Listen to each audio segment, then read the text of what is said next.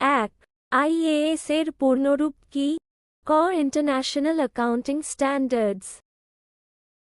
২ লভ্যাংশ হিসাবে নগদ টাকার পরিবর্তে কোন শেয়ার প্রদান করা হয়? ক বোনাস শেয়ার।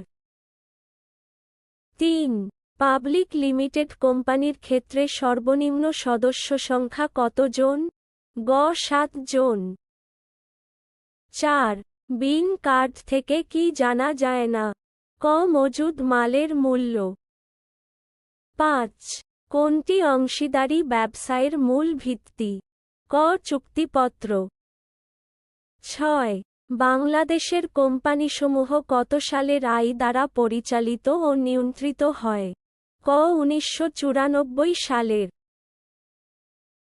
৭ ঘোষিত লভ্যাংশের যে অংশ এখনো কেউ দাবি করেনি তাকে বলে?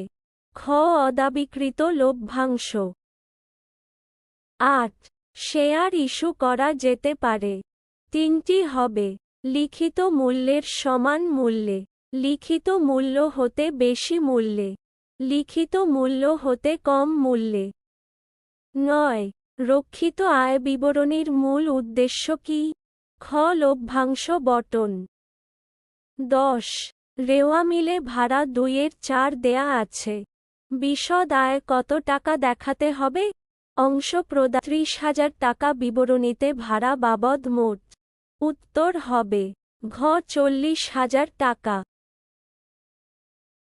১১ চুক্তির অবর্তমানে অংশীদারের প্রদত্ত ঋণের সুদের হার কত? খ ৬%। ১২ নিচের কোনটি তারল্য অনুপাত?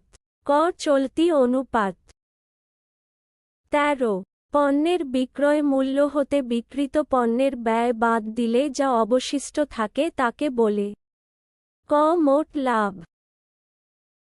১৪ তরল সম্পদ হল? উত্তর হবে গ মজুদ পণ্য প্রাপ্য হিসাব। ১৫ কোনটি মালিকানা সত্ত্বের অংশ নয়?